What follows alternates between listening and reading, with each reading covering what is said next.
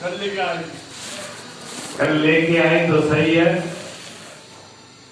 हमारे आचार्य जी कह रही हैं कि बहुओं को प्रेम से समझा करके धीरे धीरे समझा लेना चाहिए। लेकिन महाराज मैं भी स्थिति अच्छी तरह से जानता हूँ। घर में शादी तो नहीं करवाई, लेकिन शादी वाले चेले बहुत है। घर घर की स्थिति मुझे भी थोड़ी बहुत ध्यान में रहती है। कई बार माताएं पूछ लेती है कि महाराज जी आपने शादी तो करवाई नहीं, आपको क्या पता, गृहस्थी की बातें बता देते हो। मुझे वास्तव में पता नहीं है, पर आप लोग ही बता देते हो। जैसे डॉक्टर अगर बीमार न हो तो जरूरी थोड़ी है ना कि उसको बीमारी का पता नहीं है, बल्कि डॉक्टर को ज्यादा निरीक्षण हो जाता है मरीज को देखते देखते। दो व्यक्ति कुश्ती कर रहे हो या युद्ध कर रहे हो, उनको पता नहीं लगता कि हमारी स्थिति क्या है। जो दूर से खड़ा देख रहा है वो दोनों की स्थिति को अच्छे तरीके से देख सकता है। तो हम लोग अभी युद्ध के बीच में नहीं है ना, बाहर है, तो दिख जाता है भी हाँ गड़बड़ हो रही है। माताएं नहीं समझा पाएंगी बहुओं को, लेकिन जो व्यास गद्दी पर विराजमान है, जो उनकी वाणी का असर उन पे पड़ेगा, क्या वो आपकी वाणी का पड़ेगा? नहीं पड़ेगा। इसलिए जरूरी है, बहुत से लोगों के प्रश्न रहते हैं बुद्धिजीवों के, पढ़े लिखों के। अब उनको पढ़े लिखे समझदार कहें कि पढ़े लिखे मूर्ख कहें, ये भी समझ में नहीं आता। उनके तर्क ऐसे रहते हैं कि क्या होगा कथा से, क्या होगा सत्संग से, क्या होगा धर्म से, क्या होगा शास्त्रों से। रोज कथाएं हो रही हैं और अत्याचार बढ़ रहे हैं। रोज कथाएं हो रही है, बेईमानी बेमनस्य बढ़ रहा है। रोज कथाएं हो रही है, लेकिन कोई भी सामाजिक में जो तत्व है वो कम नहीं हो रहे। ये प्रश्न होते हैं। हम ये पूछते हैं, आप सभी लोग अपने घर को साफ करते हो कि नहीं करते? आप अपने घर को सफाई करते हो कि नहीं? रोज करते हो ना। रोज सफाई करने के बाद भी क्या कूड़ा नहीं होता उसमें? होता है ना। अगर उस घर को साफ न किया जाए तो 1-2 महीने के लिए आप पूरे घर को ऐसे छोड़ दें, कोई भी उसमें पक्षी ना हो, कोई जीव ना हो, कोई आदमी ना हो, क्या वो फिर घर गंदा नहीं होगा? बहुत बुरी तरह से हो जाएगा।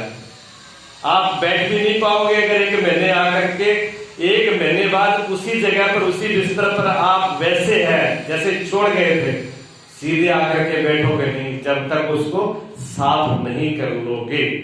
ये प्राकृतिक नियम है कि चीज गंदी अपने आप होती है, ठीक है ना।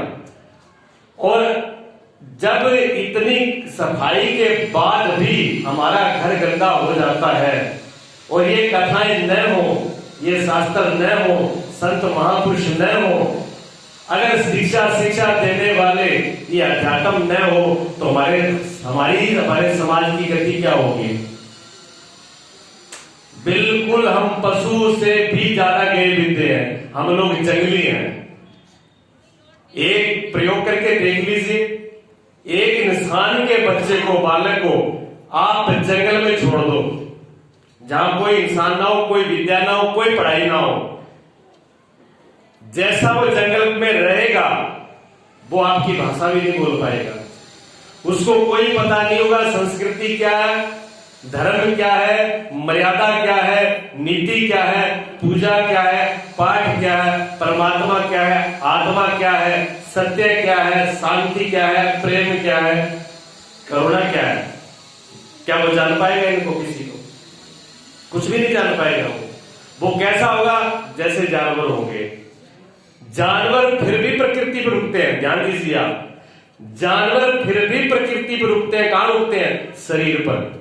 एक शेर को भी जंगल में भूख लगती है तो अपनी भूख मिटाने के लिए एक जीव को खा लेता है, लेकिन जैसे एक उसकी भूख मिट गई, चाहे वो आधा खाए, चाहे कम खाए, चाहे पूरा खाए, भूख के बाद दूसरा शिकार नहीं करता, वो वहीं रुक जाता है। अपनी भूख के लिए ही शिकार करता है, उसका सिर्फ शरीर का ही तक उसका समझ है, शरीर तक ही रुका हुआ है, प्रकृति उसकी इतनी है। और इंसान दरिंदगी पर आता है, जब इंसान दरिंदगी पर आता है, अपनी क्रूरता पर आता है, तो कितनी हत्याएं करता है। क्या एक पर रुकता है? इंसान एक पर नहीं रुकता। जीव जो जानवर है वो सिर्फ पेट पे रुकता है, पेट भर गया, बात कसम खत्म हो गई। और हम किस दो चीज है, बुद्धिमान है ना, एक पेट पर, एक पॉकेट पर। पेट तो भर जाता है लेकिन ये पॉकेट नहीं भरती, और उस पॉकेट के लिए फिर क्या होता है आपको अच्छी तरह से पता है। नीचे से लेके ऊपर तक जो भी कुछ न होता वो उसके लिए होता है। ऐसा कोई कुकर्म नहीं है जो पैसे के लिए ना होता हो और पैसे से ना होता हो। ये तो सब चीजें आपको सामने विस्तार से बताने की जरूरत ही नहीं। तो इसके पास जो मन है, जो बुद्धि है इंसान के पास, वो इसका प्राकृतिक नहीं है, वो प्रकृति से भी आगे बढ़ जाता है, रुकता नहीं है। इतनी इच्छाएं, कामनाएं, वासनाएं, और उसमें अनेक प्रकार के साथ में जुड़ जाते हैं तब तो। ऐसी इसकी हालत है, अगर ये सत्संग ना हो, अगर ये महापुरुष ना हो, अगर ये अध्यात्म ना हो, अगर ये कथा न हो, ये झाड़ू न लगे, तो हमारी विकृति का अंत नहीं है। ये प्रश्न ऐसे ही है जो कहते हैं इतना होने के बाद क्या हुआ। कोई आदमी कहे कि इतने बड़े हॉस्पिटल, इतने डॉक्टर, फिर भी आदमी बीमार। जब इतने डॉक्टर, इतने हॉस्पिटल, इतनी दवाइयां इजाद होने के बाद भी आदमी अस्वस्थ है और न हो, तो है कोई बचने की संभावना? बचने की संभावना नहीं है। अच्छा, बीमार होना डॉक्टर का दोष है या मरीज का? बीमार होना डॉक्टर का दोष है, मरीज का। और कोरोना काल में क्या हुआ? कोरोना काल में डॉक्टरों को गालियां दी गई, कोरोना काल में डॉक्टरों को साथ बदतमीजी की गई। क्या वो डॉक्टर का दोष था? हम अपने, मेरी बात कहां लेके आ रहा हूं, हम अपनी तरफ नहीं देखते, हम अपने तरफ नहीं देखते। हम क्या है, हमारी स्थिति क्या है, गलती मेरे में है। अगर मैं ये स्वीकार करता हूं कि मैं गलत हूं, तो सीधी मेरे अहंकार पर चोट लगती है कि मैं गलत हूं, तो फिर मुझे बदलना पड़ेगा। हम अपने अहंकार को, अपनी कमजोरी को दूसरे पे डालते हैं। गलती अपनी होती है, तुरंत दूसरे पे फेंक दी जाती है। क्यों? जिम्मेवार दूसरा है। जब जिम्मेवार दूसरा, तो मैं क्या करूं? मेरी तो बात खत्म हो गई। अब तो दूसरा देखेगा जो करेगा। हम हर कमजोरी, अपनी गलती को दूसरे पे डालते हैं। ये हमारी सबसे बड़ी कमजोरी है। और जब तक हम अपनी गलती को दूसरे पे डालेंगे, तब तक हमारा सुधार हो नहीं सकता। अगर हम अस्वस्थ हैं तो दवाई यही से शुरू होगी, और यही होता है। दवा हम दूसरे, बीमार हमें, दवा दूसरा खाए। कुरीतियां जितनी भी आई हैं, अभी मैंने जातिवाद, क्या पहले बाल विवाह और सती प्रथा, इसको कानूनी बंद नहीं किया गया? क्या ये हमारी कुरीति नहीं थी? सीधे मानने के लिए हम तैयार नहीं हुए, कानून बनाना पड़ा। हमारे लिए मनुष्यता की कितनी बड़ी बुद्धि कमजोर है, कितनी समझ कम है कि कानून उसके लिए लाना पड़ा है कि आप बाल विवाह और सती प्रथा बंद कीजिए। क्या उसके लिए कानून की जरूरत थी? हमारे विचार की जरूरत थी। हम इतने बुद्धिमान होते हैं कि इसके लिए कानून की क्या जरूरत है, लेकिन हम उस पर वहां संतुष्ट नहीं होते हैं। उतने में हम संतुष्ट नहीं होते कि अपने आप उसको समझ ले हम, तब कानून बनाना पड़ा। स्वामी दयानंद सरस्वती, जिनके ऊपर आर्य समाज आज पूरा एक संस्था खड़ी है पूरी, ठीक है ना, उनको कांच पिला दिया गया पीस करके, वो किसी और ने नहीं पिलाया, हम ही लोगों ने पिलाया था। क्यों पिलाया था? क्यों पिलाया था पता आपको? उन्होंने एक प्रथा, एक जो कुरीति थी समाज की, उसको मिटाया था। क्या कुरीति थी? चाहे बेटी आज ही शादी हुई हो और आज ही वो विधवा हो गई किसी वजह से, पति आज ही किसी कारण से खत्म हो गया, तो वो दूसरा विवाह नहीं कर सकती और एक कुन्ने में रहेगी, सिर्फ सफेद कपड़े पहन करके, और बाल नोच लिए जाते थे और रूखा सूखा भोजन उसके अंदर डाल दिया जाता, उसको चंडाल की तरह समझा जाता था। इस तरह की कुरीति थी और उस कुरीति को तोड़ा स्वामी दयानंद ने, तो उनको कांच पीस करके पिला दिया गया एक कुरीति को तोड़ने के लिए। आप विचार कीजिए, एक किसी भी कुरीति को, किसी भी अपनी कमजोरी को, किसी भी अपने दोष को मिटाने के लिए जब कोई महापुरुष बोलता है तो स्वाभाविक है कि उसकी चोट लगती है, स्वाभाविक है कि हम उसके दुश्मन हों। कब? जब हम उसको विचार से नहीं देखते तब। अगर हमारे अंदर विचार है, हमारे अंदर विवेक है, समझ है, तो हम उस चीज को समझ लेंगे भी ये गलत नहीं है। हमको अपने अंदर झांकना पड़ेगा। शिव विवाह से पहले आपने 2 विवाह सुने, याद है? सुपनखा और नारजी का, ठीक है। सुपनखा सज करके पूरा साक्षात्कार करके उसमें ब्यूटी पार्लर से सज करके आई थी। वो ब्यूटी पार्लर में किसको सजना पड़ता है? जो करूप होती है, जो करूप होती है उसको ब्यूटी पार्लर में सजना पड़ता है। जो पहले से सुंदर हो उसको ब्यूटी पार्लर में पैसे देके सजना पड़ेगा। सीता गई थी ब्यूटी पार्लर में, कहीं बता दो, लेकिन सुपर खान को जाना पड़ा। सुपर खान को जाना पड़ा ना, थी नहीं। फिर क्या कहते, तुम सम पुरुष मौसम नारी, अपने आप को सिद्ध कर रही है कि मेरे समान कोई स्त्री नहीं है, इतनी मैं सुंदर हूं, विश्व सुंदरी बन के गई थी। लेकिन क्या हुआ, कान और नाक काट के भेज दिया गया। क्यों? कि राम जानते थे कि ये अंदर से क्या है, ये ऊपर से पोत के आई है।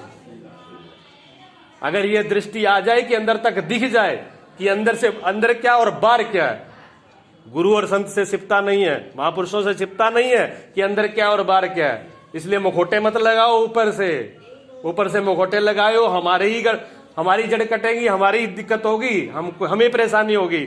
नासुर हो गया हो, फोड़ा फुंसी हो गया हो, मल्लम बढ़िया से मलमल का कपड़ा बांध लिया, रुई लगा ली, तो क्या वो मिट जाएगा? नहीं मिटेगा। उसको जड़ से ठीक करना पड़ेगा, उसका मवाद निकालना पड़ेगा। मवाद निकालने के बाद ही स्वस्थ होंगे। हम यही कर रहे हैं। कुरूत बीमारी हमारे अंदर है, ऊपर से हम मुखौटा लगा लेते हैं, ऊपर से दिखा देते हैं कि हम अच्छे हैं। नहीं, ये ब्यूटी पार्लर काम नहीं करेगा। नारद जी भी भगवान विष्णु तक पहुंच गए ब्यूटी पार्लर के लिए कि बढ़िया सा दे दो, कमी आ रही है। और अंदर क्या था? पहले कह रहे थे मैंने कामना को जीत लिया, और अंदर जब कामना को जीत लिया तो अब तुम क्या कर रहे हो? किस लिए आए हो? सजने के लिए। अब ये रग रहा किस लिए हो रहा है? शादी करवानी है। भी मोहिनी के था, वो भी शिव मोहिनी के साथ फंसे चक्कर में थे। तो भगती ना, संत भी थे, संत रूप में, भक्त रूप में। अब चक्कर में किस में पड़े? अब भगवान ने देख लिया कि अब हमारा ही भक्त है, और ये ऊपर से तो दिखा रहा है कि मैं अकामी हूं, मैं निर्लोभी हूं, मैं सब वासनाओं से, इच्छाओं से निवृत्त हूं। लेकिन अंदर तो जहर भरा पड़ा है, विष भरा पड़ा है। जब अंदर जहर भरा पड़ा है तो फिर डॉक्टर क्या करेगा? आप कहते हो डॉक्टर साहब मैं ठीक हूं, बढ़िया हूं, कुछ नहीं, अब तो शरीर ठीक है ऊपर से। लेकिन डॉक्टर क्या कहता है? डॉक्टर कहते हैं हम पहले टेस्ट करेंगे। टेस्ट लिख देता है, यूरिया टेस्ट, खून टेस्ट, फलाना टेस्ट, दुनिया भर के टेस्ट लिखने के बाद में फिर कहता है ये आपके अंदर इन्फेक्शन है। और जब तक इन्फेक्शन है तब तक महाराज आपका इलाज चलेगा। आप कितने पीछा छुड़ाओ, पीछा छूटने वाला नहीं है, क्योंकि इन्फेक्शन अंदर है ना। अब इन्फेक्शन अंदर है तो दवाई दी जाएगी।